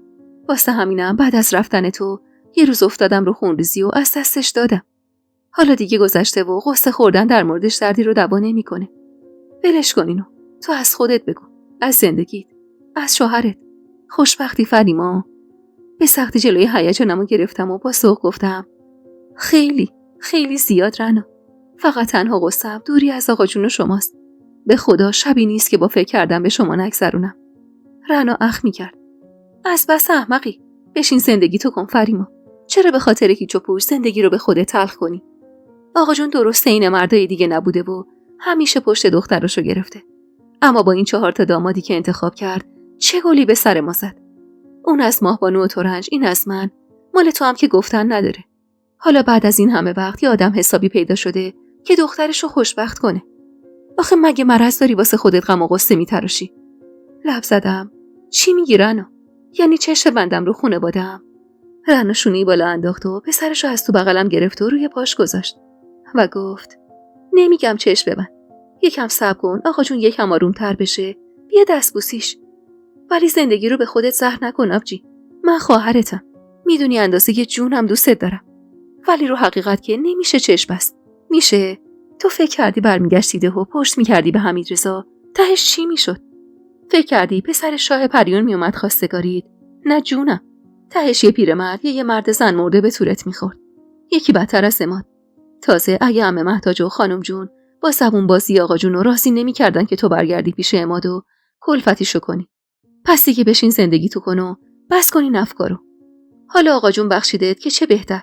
نبخشیدم باز چیزی تغییر نمیکنه. تو زن حمیدرضایی. مردی که من دیدم همه جوره هوا تو داره. از فریما جانم گفتنش مشخصه که چقدر دوستت داره. آهی کشیدم. یعنی میگی چشم بندم رو همه حمایت‌های آقا جون؟ رنا رو ترش کرد. فریما، آقا جون هر کاری هم کرده پدرمون بوده. باید میکرده. مگه نه؟ شونه‌ای بالا انداختم. نمیدونم رنا. برای لحظاتی سکوت بینمون برقرار شد. و بعدش من این سکوتو شکستم و گفتم خب رنا، چه خبر از بقیه؟ از عماد و عمه؟ لبخندی زد و با بدجنسی گفت یه بلایی سرشون اومده که دیگه آزارشون به هیچ بشری نمیرسه. به خدا من آدم بدجنسی نیستم فریما. ولی وقتی میبینم این دوتا چطور تاوان ظلمی که به تو کردن و دارن پس میدن، جیگرم خنک میشه. با کنجکاوی گفتم چی شده مگه؟ انگار مهدی میگفت عمه سکته کرده. رنا گفت آره فریما، بذار از اول برات بگم تا یکم دل تو هم خنک شه. چند وقت بعد از رفتن تو بود که عماد به هوش اومد و حدوداً 2 هفته بعدش از بیمارستان مرخصش کردن. تا اون موقع ما خبر نداشتیم چی شده. خلاصه مرخص شد و آوردنش ده. اما هم هیچ کسی رو خونش راه نمیداد تا گل پسرش رو کسی نبینه. اما یادت که نرفته. دختر بزرگش عروس عمه مهدیه. اون واسه مادر شوهرم گفته بود که عماد راه نمیتونه بره و اینه یه جنازه افتاده وسط خونه و فقط دستاشو میتونه تکون بده. خیلیا براش ناراحت بودن. اما ما که حال روز تو رو دیده بودیم برامون مهم نبود چی به سر عماد میاد. خلاصه یه مدت گذشت و عمه دید نمیتونه از پس گل پسرش بر بیاد. یه پولی میداد به یه نفر تا بیاد کارهای شخصی عمادو بکنه. داماداشون و پدرش هم یکم کمکش میکردن. اما هم دیگه اونقدر درگیر مشکلات عماد شده بود که کاری به کار ما نداشت. اما هر جا که نشسته بود گفته بود دستم به اون دختره برسه صورتش هم میسوزونم. بعدم زنده زنده چالش میکنم. همین حرفا رو میزد که دل ما براش به رحم نمیومد. گذشت و آخرای مهر ماه بود که یه روز من از طریق همین عمه مهدی فهمیدم عمه مائده سکته کرده. به آقا جون گفتم. اون هم رفت و از عمه مهتاج پرسجو کرد. اون هم گفته بود انگار یه شب نیمه های شب عماد تو خودش خرابی کرده بوده. اما هم کلافه از بوی بدش و هیکل سنگین عماد هی به جونش خور میزده و عمادو نفرین میکرده. کسی هم نبوده کمکش کنه اون موقع شب. اونقدر که ذاتش خرابه حتی از دامادا هم خواهش کرده بود یه شب در میون پیش عماد بیان بمونن، ولی کسی قبول نکرده بود. خلاصه هی عمادو نفرین میکرده. عمادم خب دستاش سالم بوده. عصبانی میشه محکم عمه رو هل میده و هی دستشو میکنه تو شلوارشو میکشه به هیکل عمه. میدونی فریما، وقتی اینا رو شنیدیم یکم دلمون واسه عمه سوخت. اما خب همش به خاطر ذات خراب خودشه. پس حقشه. خلاصه که عماد از حرصش این کارو میکنه. اما عمه اونقدر شوکه میشه که از حال میره. بعد از چند ساعت از صدای داد و هوار عماد همسایه‌ها میریزن خونه‌شون و چند تا از زنا میرن و یه لباس تمیز تن عمه میکنن. بعدش هم طبیبا خبر میکنن، چون هر کاری میکنن تو خونه به هوش نمیاد. خلاصه طبیبم میگه هر چه سریعتر باید ببرید شهر رو، اینجا کاری از دست من واسش بر نمیاد. و تو مریض خونه هم مشخص میشه که سکته کرده. الان یه طرف صورتش کج شده. به زور میتونه حرف بزنه. راه رفتنش هم فقط با اساس. خلاصه که خواست آتیش بندازه به جون تو، خودش تو همون آتیش جوری سوخت که هنوز بوی سوختنش میاد. با تعجب گفتم راست میگی رنا؟ واقعا این همه بلا سرشون اومده؟ اونم تو این مدت کم؟ اصلا باورم نمیشه. رنا با خوشحالی گفت آره دیگه. پس این همه نشستم واسه تعریف کردم. الکی بود. نمیدونستم خوشحال باشم یا ناراحت. هرچی فکر میکردم احساس خوشحالی نمیکردم. مدت‌ها از اون اتفاقات تلخ گذشته بود و من سعی کرده بودم تو این مدت تا جای ممکن ناراحتیمو از اطرافیانم تو دلم کمرنگ کنم. واسه همینم از عذاب کشیدن آدمای دیگه هرچند در حقم ظلم کرده بودن خوشحال نمی‌شدم. که اگه می‌شدم منم عین اونا بودم. رنا ضربه‌ای به شونم زد. چیه فریما؟ رفتی تو خودت. خوشحال نشدی؟ نگاش کردم و گفتم نه. خوشحال نشدم رنا. رنا هرسی شد. از بس خری. من انقدر خوشحال شدم تا چند روز هی بهش فکر می‌کردم و هی می‌خندیدم. وای فکر کن. عمه با اون همه اباحتش عماد چه بلایی سرش آورده. به عمه فکر کردم. به سنی که قبل اینکه عروسش بشم عین ننم دوستش داشتم. اونقدر که با محبت بود. به سنی که شاید اونقدر عقده و کینه تو وجودش بود که خیلی از رفتاراش دست خودش نبود.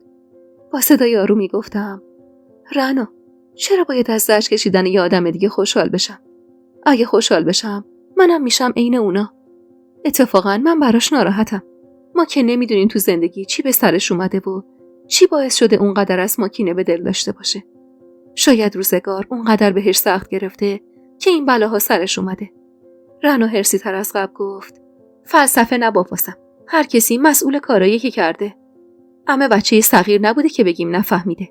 خطاشم یه بار و دوبار تکرار نشده که بخوایم بگیم حالا یه بار بوده و اشتباه کرده. تو نمیفهمی فریما. این زن چند سال داشته نقشه میکشیده تا یکی از ما رو عروس خودش کنه و کینه‌شو خالی کنه. تازه آخر سرم دست گذاشته رو تو که میدونسته عزیز کرده ی آقا جونی و اینطور بهتر میتونسته بهش ضربه بزنه. حالا چرا باید واسه همچین آدمی دل بسوزونی؟ آهی کشیدم. نمیدونم رنا. هرچی که هست من خوشحال نشدم. شاید من دارم اشتباه میکنم. ولی نمیتونم خوشحال باشم. دست خودم که نیست. اینو گفتم و از جام بلند شدم. گمونم حمیدرضا رفت از سر چشم آب بیاره و چایی بذاره. رنا با این حرفم خندید. خودم هم خنده رو لبم اومد. اما در رو که باز کردم تا برم تو مطبخ دیدم مهدی و حمیدرضا کنار هم نشستن و دارن چایی میخورن و حسابی غرق گپ و گفتن. با تعجب گفتم آقا حمیدرضا فقط واسه خودتون چای ریختی؟ حمیدرضا با خنده گفت ببخشید خانومم. دیدم گرم حرف زدنید. نخواستم مزاحمتون بشم. گفتم بیام یکم با باجناقم معاشرت کنم. سری به نشونه افسوس تکون دادم و ازشون خواستم بیان داخل. مهدی اول خیلی معذب بود. مدام به رنا چشخوره میرفت اما رنا محلش نمیداد. حواسم بود که دور مچ رنا کبود شده بود و روی گونه‌اش شد کمرنگ کبودی بود. اما اون چیزی نگفت و منم سوالی نکردم. مهدی هر چقدر داماد خوبی واسه آقا جون ننه بود، هر چقدر برادر و حامی خوبی واسه من بود، اما بازم عقاید خاص خودشو داشت و گاهی زندگی رو به کام رنا زهر میکرد. اون شب با اصراری حمیدرضا، رنا و مهدی و پسرشون سر جای ما خوابیدن. من و حمیدرضا هم رفتیم تو اتاق کوچیکه که بخشش مطبخ بود و به سختی با 2 تا پتوی نازکی که داشتیم شبو به صبح رسوندیم. در حقیقت اونقدر از دیدن رنا خوشحال بودم که سرمایه هوا برام مهم نبود. مخصوصاً که حمیدرضا محکم منو در آغوش کشیده بود و اجازه نمیداد سرمایه هوا رو حس کنم. صبح زودتر از همیشه بیدار شدم. قید مدرسه رفتن رو زدم و وقتی حمیدرضا با نون تازه اومد خونه منم سری صبحونه مفصلی درست کردم. و وقتی صدای حرف زدن رنا رو شنیدم تقی به در اتاق زدم و وارد شدم. مهدی اخماش تو هم بود و لباس بیرون تنش بود. با دیدن من نگاهی به رنا انداخت. پاشو اونقدر لج نکن. رنا با لجبازی گفت نمیام. 2 روز میخوام پیش خواهرم باشم. با تعجب سینی رو روی زمین گذاشتم. میخواید برید؟ به این زودی؟ مهدی کلاف دستی تو موهاش برد. باید بریم فریما. آقات نمیدونه ما اومدیم اینجا. به بهونه دکتر بردن علی ماشین شوهر ماهبانو رو برداشتم و گفتم میریم تا شب برمیگردیم. حالا هم باید کلی جواب پس بدم. رنا با غیظ گفت مگه آقا جونم مفتشه؟ چیکار به زندگی ما داره؟ من خودم قبل اومدم به ننه گفتم داریم میایم پیش فریما. گفتم و ممکنه طول بکشه و خودش یه جوری همه چیزو جفت و جور کنه. اونم گفت خیالت راحت. گفت خودم حواسم به همه چیز هست. مهدی این همه راه اومدیم. لاغر بذار امروز فردا پیش فریما باشم. معلوم نیست دیگه تا کی نبینمش. مهدی خواست چیزی بگه که سری گفتم تو رو خدا مهدی من اینجا خیلی تنهام. فقط امروز و فردا. به خدا هیچی نمیشه. هیچ اتفاقی نمیفته. مهدی که گیر افتاده بود بین ما دوتا بعد از مکسی کوتاه گفت باشه، ولی یه شرط داره. من و رنا سر زده بودیم بهش که ببینیم شرطش چیه. که گفت تو رو خدا فریما، تو باهاش حرف بزن تا دیگه اینقدر منو اذیت نکنه. به خدا از وقتی تو از ده رفتی روز خوش نداشتم از دست این خواهرت. رنا با ناراحتی گفت آره دیگه، تو روز خوش نداشتی. اینو لااقل یه جایی بگو که من نباشم. بعدم زد زیر گریه. با ناراحتی بغلش کردم و گفتم گریه نکن رنا. چطور شده شما دوتا آخه؟ مهدی کلافه گفت بچه‌مو با همین گریه های بی خودیش به کشتن داد. زندگی رو واسمون زهر کرده. گریه رنا شدت گرفت و نالید. بچت بچه من نبود. چرا فکر میکنی من به هم بچه‌مو سخت کردم؟ لعنتی، مگه قابل نگفت رحمم ضعیفه نباید زود باردار شم؟ مگه من بهت نگفتم؟ بعدم آستینشو بالا زد و کبودی تازه تری رو نشونم داد. ببین، من بچه‌مونو از دست داده بودم. به جای اینکه دلداریم بده افتاد به جونم. من خاک بر سر، ولی به هیچ کس نگفتم. آقا جونم گفت چی شده، گفتم از پله افتادم، بچم سقط شده، صورتم هم کبود شده، تا یه وقت بلایی که سر عماد اومده سر شوهر من نیاد. ناراحت و با تأسف سری تکون دادم. با دعوا که چیزی درست نمیشه. مهدی، تو زندگی منو دیدی چطور عماد با قلدربازیاش زندگی رو به کام هر دو نفرمون تلخ کرد. تو بچه‌تو از دست داده بودی، رنا هم بچه‌شو از دست داده بوده. اونم بچه‌ای که تو شکمش بوده و حسش میکرده. تو رو خدا به جای دعوا و کتککاری بشینید با هم حرف بزنید. مشکلاتتون رو با حرف زدن حل کنید، نه با دعوا. با دعوا فقط یه مشکل به مشکلات دیگه‌تون اضافه میشه. مهدی نفس عمیقی کشید و جلو اومد و با فاصله از رنا نشست و زیر چشمی نگاش کرد. رنا هم به حالت قهرو گرفت. لبخندی زدم و با گفتن این که میرم چایی بیارم تنهاشون گذاشتم. اما درست لحظه‌ای که در اتاق رو بستم صدای بوسه‌ای به گوشم رسید و بعد صدای گرفته مهدی که داشت از رنا معذرت خواهی میکرد. با ذوق خندیدم و به سمت مطبخ رفتم. حمیدرضا هم همونجا نشسته بود و منتظر بود تا رنا اینو کامل بیدار بشم بعد بیاد تو اتاق.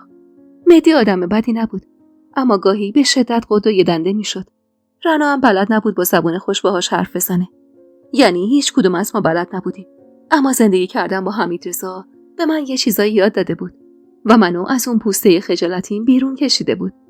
وقتی با چای برگشتم تو اتاق، صورت رنا از خوشحالی برق میزد. لپاش گل انداخته بود. مهدی هم لبخند محوی روی لبش بود و چشماش برق میزد. خلاصه سفره صبحونه رو پهن کردم و همه دوره هم صبحونه رو خوردیم. یکی از بهترین روزای عمرم همون روز بود. بعد از صبحونه حمیدرضا به بهونه کار داشتن از خونه زد بیرون. منم پسر رنا رو بغل گرفتم و رفتم سمت مطبخ تا یکم دیگه رنا و مهدی با هم تنها باشن. سرم گرم خورد کردن پیاز بود و داشتم برای علی با صدای بچگونه شعر میخوندم که رنا با صورتی گل انداخته وارد مطبخ شد. با دیدنش لبخندی زدم. آبجی، این دختر بچه‌ها صورتت گل انداخته. رنا با هیجان جلو اومد. علی رو بغل گرفت و گفت فریما، کاش مهدی راضی میشد ما هم میومدیم شهر زندگی میکردیم. ابروی بالا انداختم. چطور مگه آبجی؟ از اینجا خوشت اومده؟ رنا لب گزید. به خدا انگار از وقتی اومدم اینجا مهدی از این رو به اون رو شده. شایدم تاثیر حرفای دیشب شوهر توه. با تعجب گفتم حرفای حمیدرضا؟ مگه چی گفته؟ دیشب که ما داشتیم تو اتاق حرف میزدیم این دوتا حسابی با هم عیاق شدن. انگار حمیدرضا نشسته واسه مهدی از دوست داشتن تو گفته. بهش گفته فریما واسه من خیلی عزیزه و من اونقدر دوستش دارم که حاضر نیستم اشک به صورتش بشینه. بعدم از مهدی خواسته هر وقت فرصت و مناسب دید بهش خبر بده تا بیاد ده واسه معذرت خواهی از آقا جون. گفته من به خاطر فریما غرورمو زیر پام میذارم. مهدی اینا رو که شنیده خیلی تعجب کرده.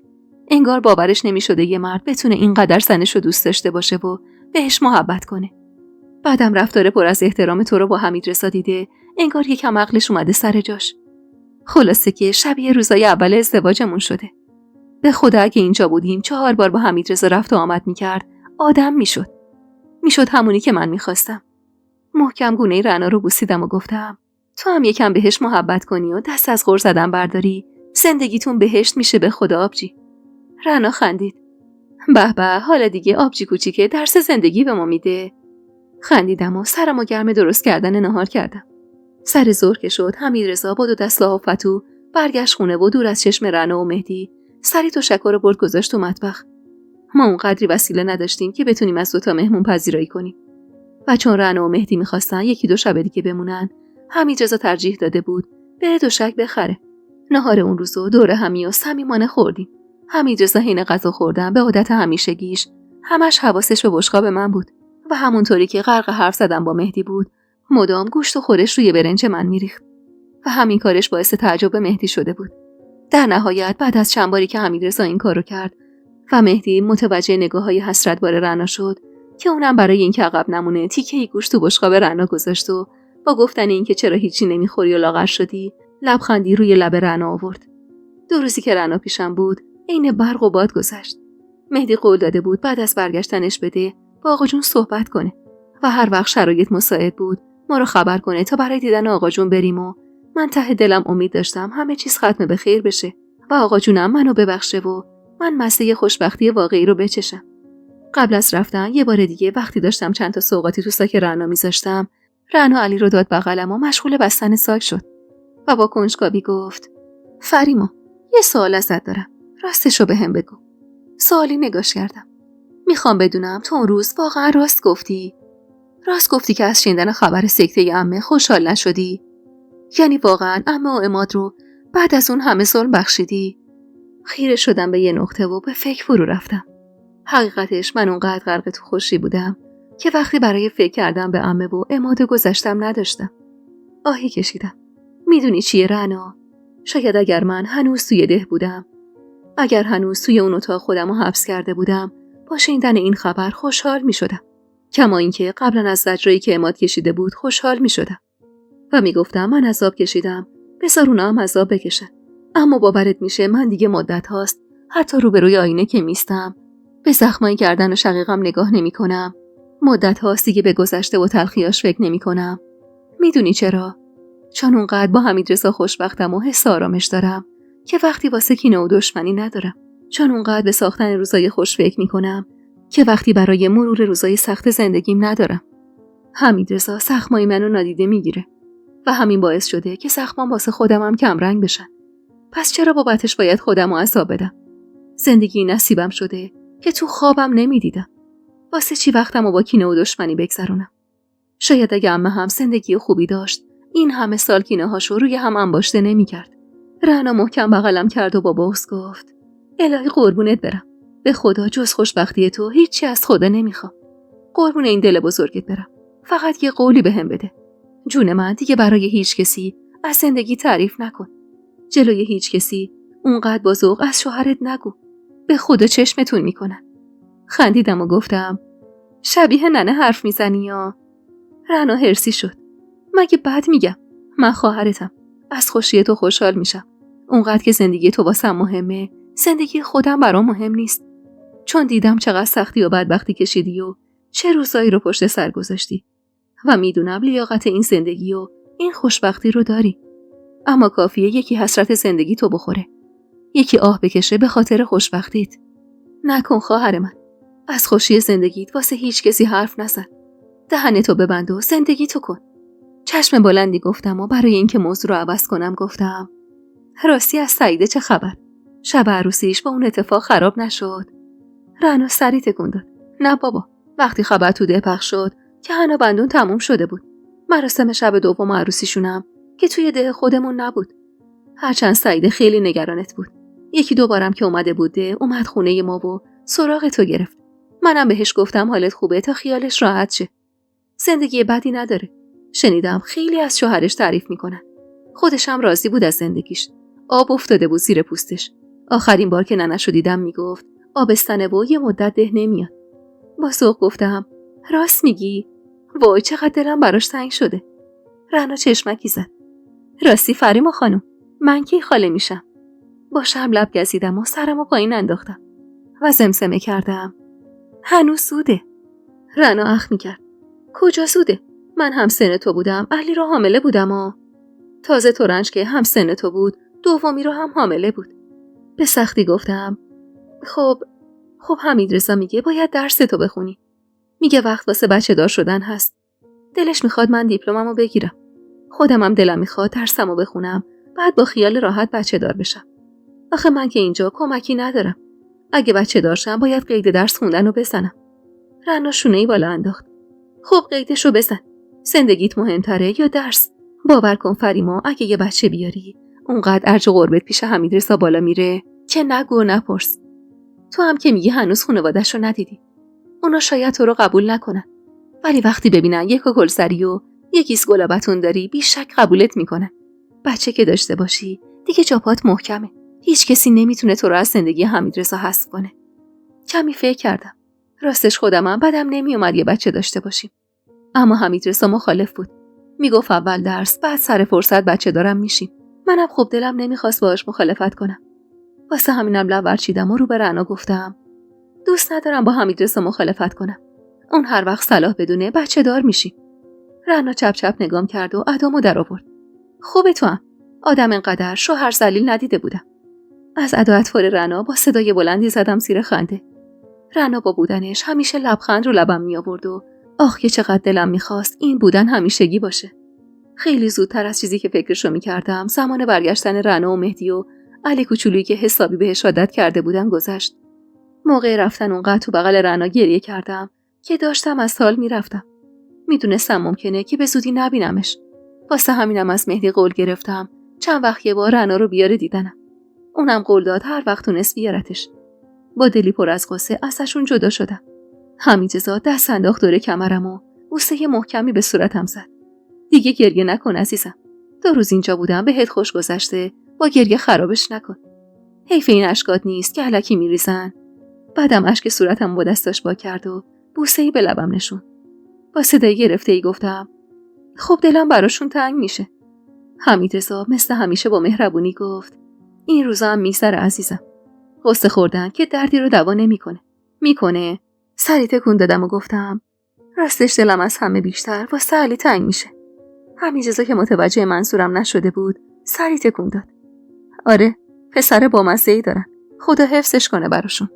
رونو که پنجه ایستادم و دست دور گردنش انداختم و خودم رو لوس کردم و با صدای بچگونه‌ای گفتم دلت از این بچه‌های خوشمزه نمیخواد؟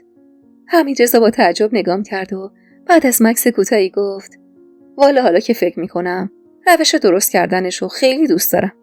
اما هرسی شدم و جیغی کشیدم که با صدای جیغ من حرفش قطع شد و با صدای بلندی زد زیر خنده. مشتی به بازوش کوبیدم و گفتم خیلی منحرفی.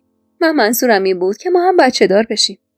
اسباش بغلم کرد و چونشو گذاشت روی سرم و با خنده گفت نکنه فکر کردی بچه رو لکلکا میارم فریما خانم. لب گزیدم. قلبم میلرزید وقتی به هم میگفت فریما خانم. منو میبرد به گذشته. از بغلش بیرون اومدم و به سمتش برگشتم. جدی باش آقا حمیدرضا. چشم. من جدیم الان. و جدی دارم بهت میگم به حرف اینو اون گوش نده عزیزم. شرایط زندگی ما با بقیه فرق داره. تو داری درس میخونی و تلاش میکنی به آرزو و هدفت برسی. من دلم نمیخواد با بچه دار شدن تو مجبور بشی از آرزوها دست بکشی. 4 صباح دیگه به من میگی تو جلوی پیشرفتمو گرفتی. شونه‌ای بالا انداختم. درسمم میخونم. تو به هم یاد بده میرم امتحان میدم فقط. حمیدرضا با محبت گفت فعلا سود فریما جانم. هنوز خانواده من از ازدواج ما خبر ندارن. مسلماً وقتی بفهمنم برخورد خوبی نمیکنن. من اول باید اونا رو آماده کنم. ممکنه مجبور شم برم اونجا و یه مدت کمتر بتونم بهت سر بزنم. من دلم میخواد وقتی بچه دار بشیم که تمام موانع از جلوی راهمون کنار رفته باشه. خانواده من و خانواده تو به ازدواج رسمی ما رضایت داده باشن. بعدش میریم عقدمون رو ثبت میکنیم و یه مراسم مفصل برات میگیرم. تازه بعدش هم دوست دارم ببرمت سفر. بعد از سفر به بچه دار شدنم فکر میکنیم. ما دیگه نسل امروزی هستیم. نباید مثل قدیمی‌ها فکر کنیم و عمل کنیم. کمی به حرفاش فکر کردم. اگه میخواستم منطقی باشم، حرفاش همه درست بود. واقعا بچه دار شدن تو اون شرایط اصلا عقلانی نبود. اما خب من بچه بودم و سری تحت تاثیر حرف این اون قرار میگرفتم. بعد از رفتن رنا چند روزی حسابی حالم گرفته بود و حال حوصله هیچ کاری رو نداشتم. اما به مرور زمان و با همدلی حمیدرضا و سنگین شدن درسام کم کم از اون لاک تنهایی بیرون اومدم و دوباره شدم همون فریمای سابق. اونقدر خوشبخت بودم که گاهی فکر میکردم دارم خواب میبینم و میترسیدم کسی منو از این خواب بیدار کنه و اون وقت بود که نمیدونستم باید چی کار کنم. آخه تو عمرم مردی به صبوری آرومی حمیدرضا ندیده بودم. اونقدر محکم پشتم بود که خیالم بابت همه چیز راحت بود. من تا قبلش فکر می‌کردم آقام بهترین مرد دنیاست، که البته بود، اما حمیدرضا متفاوت از آقام بود. خیلی امروزی‌تر و روشنفکرتر، خیلی صبورتر و آرومتر. اما خب حمیدرضا از آقام خیلی بهتر بود. یادمه یه هفته بعد از رفتن رنا و مهدی، حمیدرضا برای اینکه کمی حال و هوامون عوض بشه، برای نهار دعوتم کرد کبابی که دفعه اول منو برده بود. ازش قول گرفتم بعد از کباب بهم بستنی هم بده. و خیلی زود حاضر شدم و با هم از خونه رفتیم بیرون. اون روز توی اون رستوران خانم و آقای جلوی ما نشسته بودن و دختر تقریباً 7-8 ساله‌ای هم دقیقاً روبروی من بود. حواسم بود که اون دختر چند باری با دقت به دستای من نگاه کرد و بعد با صدای بلندی رو به مادرش گفت: این زنه چرا دستاش اینقدر زشته ننه؟ دست خودم نبود، اما دلم شکست از حرفشو. سعی کردم بغضم و قورت بدم. حمیدرضا با تعجب به سمت اون میز برگشت و تا خواست حرفی بزنه زن با لحن بدی گفت: چه میدونم، همینجوری هم نشسته جلوی ما حال آدمو به هم میزنه. اشتهام کور شد. اینو که شنیدم دیگه نتونستم خودمو کنترل کنم. سری دستمو بردم زیر میز و چادرمو کشیدم جلو و بی صدا اشک نشست روی گونم. حمیدرضا اول با بهت نگاهی به من انداخت و بعد سریع از جاش بلند شد و رو به اون خانواده گفت: حیف که زنی، وگرنه میدونستم چطور حق تو بذارم کف دستت. شوهر اون زنم از جا بلند شد و با قلدری گفت: هوی، با زن من درست حرف بزن. به سختی از جا بلند شدم. خواستم حمیدرضا رو عقب بکشم که یه دفعه به سمت مرد حمله ور شد و مشت اولو کوبی تو صورتش و خیلی زود دعوا بالا گرفت. زن جیغ میزد و منو فحش میداد و سعی میکرد شوهرشو که زیر دست و پای حمیدرضا داشت کتک میخورد و عقب بکشه، اما حمیدرضا هیچ جوره کوتاه نمیومد. صورتش برافروخته شده بود و رگ گردنش باد کرده بود و در نهایت با کمک چند تا مرد حمیدرضا از روی اون مرد بلند شد و دستی به یقه لباسش کشید و با حرص گفت: اندازه ارزن شعور نداری. غلط میکنید به زن من حرف بزنید. زن که حسابی از کتک خوردن شوهرش رو که اونا راحت بود، با دستمالی خون گوشه لب شوهرش رو پاک کرد و چیزی زیر لب گفت. حمیدرضا هم از توی کیف پولش چند تا اسکناس انداخت روی میز و دست منو محکم گرفت و به سمت در کشوند. از زور گریه نفسم بالا نمی اومد. از طرفی هم بابت حرفی که اون زن بهم زده بود به شدت حالم بد شده بود و دلگیر بودم.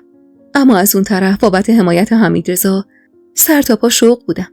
قبل از بیرون رفتن زیر چشمی نگاهی به مرد انداختم. بعد جور کتک خورده بود. هم از حمیدرضا کوتاه‌تر و لاغرتر بود، هم بابت حمله ناگهانی حمیدرضا شوکه شده بود و نتونست از خودش دفاع کنه. از رستوران که زدیم بیرون، حمیدرضا بدون اینکه دستمو ول کنه منو دنبال خودش کشوند. با خجالت نگاهی به اطرافم انداختم و سمسمه کردم: دستمو ول نمی‌کنی عزیزم؟ با اخم نگاهی به دستمون انداخت و گفت: نه، چرا باید ول کنم؟ بیا بریم. غذا که درست نخوردیم و کوفتمون شد. لااقل یه بستنی بخوریم. شاید این کام تلخمونو یکم شیرین کنه. به آرومی لب زدم: ببخشید، تقصیر من شد. حمیدرضا ایستاد. جفت بازوهامو گرفت و خیره شد تو صورتم و با جدیت گفت: هیچ وقت فریما، هیچ وقت اجازه نده کسی به خاطر ظاهر تحقیرت کنه. چیزی که مهمه افکار و اخلاق انسانیته. قلب مهربون آدماست. اون چیزی که تو رو قشنگ و دوست داشتنی میکنه دل پاک و مهربونته. هرچند که تو صورت زیبایی هم داری و خدا رو شکر صورتت هیچ آسیبی ندیده، اما اجازه نده مردم با این حرفاشون اشک به چشمای قشنگت بیارن. اجازه نده کسی با این حرفا تو رو برنجونه و به انزوا فرو ببره. اگه کسی بهت حرفی زد محکم باش، قوی باش و جلوش وایسا. باشه؟ بهم قول بده فریما. من تا همیشه مثل کوه پشتت میمونم، اما باید خودت هم قوی و محکم باشی. بین گریه لبخندی زدم. چشم عزیزم. حمیدرضا با محبت اشک روی صورتمو پاک کرد و گفت: پس حالا جوجه خانم، بدو بریم بستنی، بعدش هم برگردیم خونه که باهات حرف دارم. چشمی گفتم و دنبالش راه افتادم. این مرد خدای روی زمین من بود. قطعاً این مرد پاداش سختیام بود و من هیچ جوره نمیخواستم از دستش بدم. بعد از خوردن بستنی و کمی خرید مواد غذایی راهی خونه شدیم. به محض اینکه خریدا رو جابجا کردم، سریع چای دم کردم و با نقلی که تازه خریده بودیم بردم برای حمیدرضا. کنارش نشستم و چای رو گذاشتم جلوش. دست انداخت دور کمرم و منو به سمت خودش کشون. بعدم بوسه‌ای به سرم زد و همونطور که موهامو نوازش میکرد گفت خیلی دوست دارم فریما. خیلی. پر از شوق شد وجودم. نفس عمیقی کشیدم و سمسمه کردم. منو برگردون سمت خودش و گفت تو چی؟ بگو. تو این مدت یه بارم نگفتی که دوستم داری یا نه؟ نگاهمو ازش دزدیدم. معلوم نیست که دارم. نوچی کرد و گفت معلومم باشه دوست دارم بگی. دوست دارم از زبونت بشنوم. سرمو تو بغلش قایم کردم و نفس عمیقی کشیدم و عطر تنشو فرو بردم به ریه هامو با صدای آرومی گفتم دوستت دارم. اونقدر زیاد که گاهی فکر میکنم این خوشبختی خوابه. یه خوابه و قرار منو ازش بیدار کنن. اینا رو که گفتم اشک توی چشمم نشست. ترسیدم از اینکه یه روز نداشته باشمش.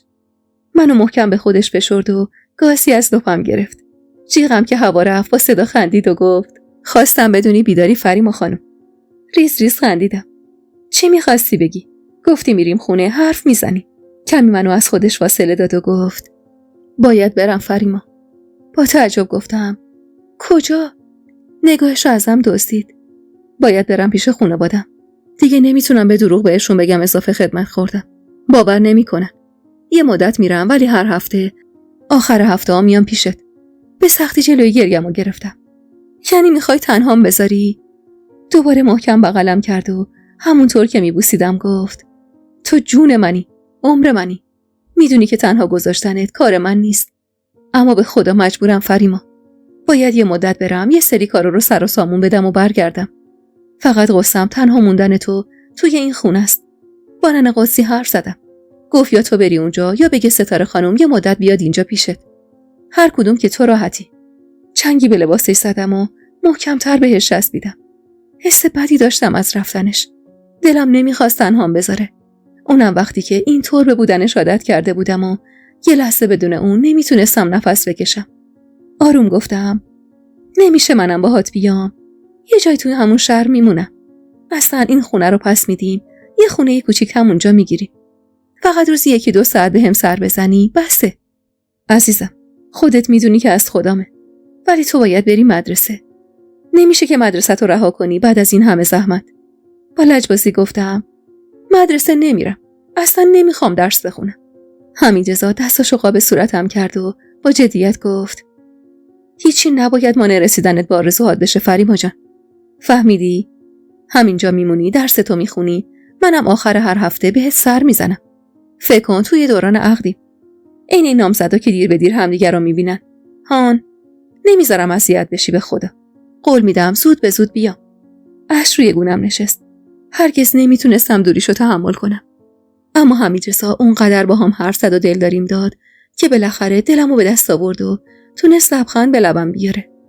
و وقتی بهم گفت درست فردای همون روز میخواد بره، دیگه تا خود صبح چش رو هم نذاشتم.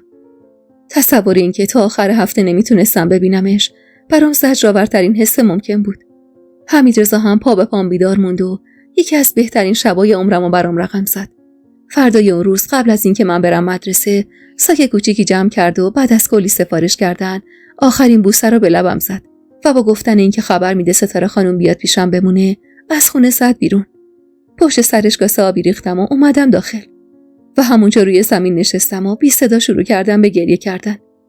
انگار یه تیکه از وجودم از دست داده بودم و فقط خدا میدونست چه ترس عجیبی تو دلم رونه کرده بود. ترس اینکه برای همیشه از دستش داده باشم. ترس اینکه بره و دیگه بر نگرده پیشم. افکار منفی دست از سرم بر نمی داشت. همش با خودم میگفتم شاید براش یه هوس زودگذر بودی و حالا که برگرده پیش خانواده‌اش تو رو فراموش کنه. با خودم میگفتم حتما ننش براش یکی رو در نظر گرفته دیگه. سربازیشم که تموم شده و سنشم از سن ازدواج رد شده و کارشم آماده است. از فکر اینکه حتی دختری بهش نزدیک بشه کل وجودم آتیش میگرفت و دلم میخواست قدرت اینو داشتم تا مانع رفتنش بشم. اما حمیدرضای من رفت و نیمی از قلب منو با خودش برد. بعد از رفتنش دیگه دل و دماغ هیچ کاری رو نداشتم. نه دلم میخواست برم مدرسه، نه حوصله کارهای خونه رو داشتم. همون روز از قدسی خانم و ستاره اومدن پیشم. ستاره با یک کیسه از وسایلش اومده بود تا مدتی همدمم بشه. قدسی خانم ترجیح میداد من برم خونش. اما خونه خودم راحت‌تر بودم. دلم می‌خواست شب رو بالش حمیدرضا بخوابم و پیراهنی که آخرین شب تو تنش بود و بغل بگیرم تا بوی تنش رو حس کنم و خوابم ببره. آخه عادت داشتم فقط تو بغلش خوابم می‌برد. بودن ستاره تو خونه برای جفتمون خوب بود. ستاره به کارهای خونه میرسید و من خودم رو غرق درسام کرده بودم. هرچند درسای اون سالو چون توی تابستون خونده بودم خیلی برام راحت بودن. واسه همینم کتابای سال بعد رو از یکی از معلمامون گرفته بودم و تو خونه تلاش میکردم درسای سال بعد رو هم بخونم و امید داشتم بلکه بتونم تابستون اون سالو جهشی بخونم. ستاره خانومم گاهی که میدید بیکارم میومد کنارم میشست و از زندگیش و بی‌وفایی شوهرش میگفت و همین حرفاش ترس منو بیشتر میکرد. از عشقی که بین خودش و شوهرش بود میگفت و از زندگی که بدون بچه روز به روز سرتر و سرتر شده بود. میگفت تو هم اگه میخوای شوهرت کفتر جلد خودت بشه باید زودتر دست به جنبونی و یه بچه بذاری بغلش. اینجوری مجبور میشه هرچه زودتر تو رو به خانواده‌اش معرفی کنه. منم بدم نمیومد از حرفای ستاره. یعنی حاضر بودم هر کاری انجام بدم تا به حمیدرضا نزدیکتر بشم و عقد رسمی کنیم و خیالم بابت زندگیم راحت‌تر بشه. 5 روز نبودن حمیدرضا عین عمری واسم گذشت. پنجشنبه بود و ستاره برای سر زدن به خونه قدسی خانم رفته بود. قرار بود از اونور بره حمام و بعدم برگرده خونه. منم چشم انتظار حمیدرضا بودم. لباسی که با کمک ستاره کمی تنگش کرده بودم و تنم کرده بودم و با ماتیکی که ستاره بهم داده بود رنگ به صورتم داده بودم. موهای سرم اندازه 2-3 سانت رشد کرده بودن و زخمای سرم هم خیلی زودتر از جای دیگه خوب شده بودن. و برخلاف تصورم موهای سرم دوباره عین قبل رشد کرده بود و هیچ جای خالی روی سرم نبود. داشتم تو آینه ابروهامو ناشیانه مرتب می‌کردم که صدای در بلند شد. حسم میگفت حمیدرضاست. با ذوق از جام بلند شدم و به سمت در دویدم. در رو که باز کردم با دیدن حمیدرضا که ساک جمع و جوری تو دستش بود و لبخندی روی صورت خستش بود انگار دنیا رو به هم بخشیدن. بی توجه به اینکه تو کوچه ایم دست انداختم دور گردنش و آویزونش شدم. حمیدرضا با خنده منو کشون تو حیاط زیر گوشم گفت دختر خوب چی کار میکنی؟ تو کوچه ای ما؟ اونقدر دلم براش تنگ شده بود که اصلا اهمیتی به این چیزا نمیدادم. خودمو بهش چسبوندم و حاضر نبودم سریع ازش جدا بشم. حمیدرضا هم محکم بغلم کرده بود و با هم رفتیم تو اتاق. بعدم همونطور که میشست منو نشوند روی پاش و گفت یعنی اینقدر دلت تنگ شده جوجه؟ دوباره تو بغلش فرو رفتم و زدم زیر گریه. فشار بدی روم بود. فشاری که همش به خاطر دوری نبود و بخش زیادیش به خاطر ترس از دست دادنش بود. داری گریه میکنی فریما؟ دیوونه شدی دختر؟ ببینمت. نگاش کن تو رو خدا. رفته واسه من سرخاب سفیداب کرده. خب دختر تو که الان با گریه کردنت همه رو خراب کردی. نکن دیگه. میخوام نگات کنم و کیف کنم. سرمو بالا گرفت و صورتمو غرق بوسه کرد و با ناراحتی گفت گریه چرا عزیزم؟ فریما منو ببین. الان که اینجا جون من گریه نکن که دلم میگیره. جونشو قسم داده بود. جون عزیزترینمو.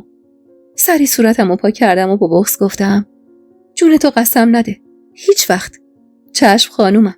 تو همونقدر گریه نکن قربونت برم. ببین الان اینجام. آهی کشیدم. میترسیدم نیای. میترسیدم بری و دیگه منو نخوای. با اخم نگام کرده و یه تای ابروشو بالا داد. این چه حرفیه؟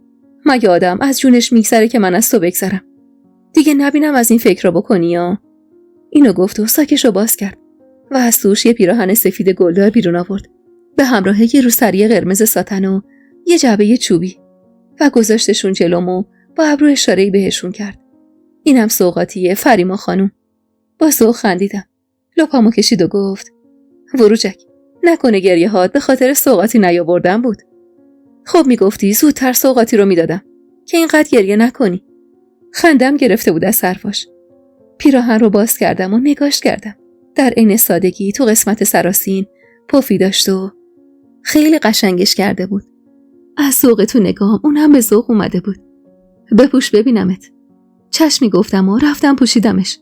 تو جعبه هم یه انگشتر بود و یه دستبند طلا. دقیقاً شبیه همون گردنبندی که سر عقل بهم داده بود. با ذوق خواستم انگشتر رو تو دستم کنم که چشمم به دست چروک و زخمی افتاد.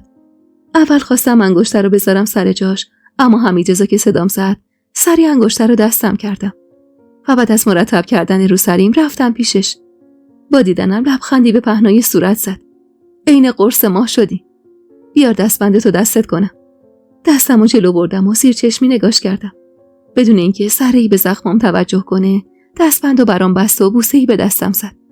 از ذوق لبخندی زدم و خواستم حرفی بزنم که صدای در بلند شد. خواستم از جا پاشم که حمیدرضا اجازه نداد. ستاره خانومه؟ سری تکون دادم و گفتم حتما دیگه. گفت شاید نیای، واسه همینم اومده. پس بشین خودم برم درو باز کنم، منو ببینه و برگرده خونشون. لب گزیدم و گفتم وای نه حمیدرضا، زشته. زن بیچاره خجالت میکشه. حمیدرضا با خنده گفت زشت کجا بود؟ بعد 5 روز زنمو دیدم، حق ندارم باهاش تنها باشم. بمون میام. به اجبار چشمی گفتم و نشستم تو اتاق و سرمو با خالی کردن ساک حمیدرضا گرم کردم. رفت و برگشت حمیدرضا که طولانی شد، با کنجکاوی از جا بلند شدم و از پنجره نگاهی به بیرون انداختم. حمیدرضا جلوی در ایستاده بود و انگار داشت با کسی حرف میزد. کلافه به نظر میومد چون مدام دست میکشید تو موهاش. با آرومی رفتم تو حیاط. دلم میخواست بدونم با کی داره حرف میزنه.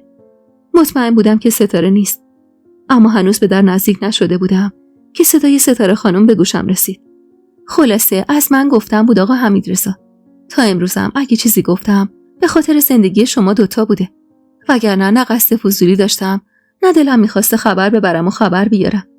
از این به بعدم من حرفی نمیزنم، اما اون دختر گناه داره. حقش حقیقتو بدونه. حقشم به گردن شماست. حمیدرضا هم با صدای گرفته‌ای گفت خواهش میکنم اجازه بدید این ماجرا رو جوری که خودم صلاح میدونم حلش کنم. من نمیذارم کسی تو این ماجرا آسیب ببینه. شما هم جای خواهر من هستی. بابت این مدت هم که کنار فریماه بودین ازتون ممنونم.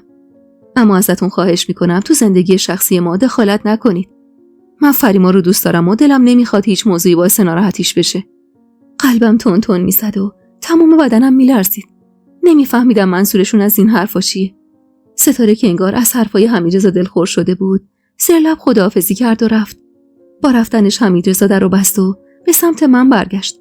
تا چشمش به من افتاد به وضوح رنگش پرید. با کنجکاوی گفتم چی میگفتی به ستاره خانم که اینقدر طول کشید؟ دست پاچه شد. مشخص بود دست و پاشو گم کرده. کمی دست کرد و بعد به سختی لبخندی زد و گفت گوش وایساده بودی جوجه؟ نه، دیدم دیر کردی، نگرانت شدم اومدم. چی میگفت ستاره؟ حق کی به گردن توه؟ کدوم دختر گناه داره؟ حمیدرضا که به وضوح رنگ از صورتش پریده بود به سختی گفت همه رو شنیدی؟ دلهره افتاد به جونم. تو رو خدا درست حرف بزن حمیدرضا. کلافه دستی به موهاش برد. هیچی بابا، این ستاره خانومو مگه نمیشناسی تو؟ فکر میکنه چون زندگی خودش به بنبست رسیده تمام مردای عالم بی‌وفان. میگه زودتر ماجرای فریما رو به خانوادت بگو و فریما گناه داره از داشتن خانواده محروم باشه. از این حرفا دیگه. با کنجکاوی گفتم از چه حقیقتی حرف میزد؟ میگفت من باید یه حقیقت رو بدونم.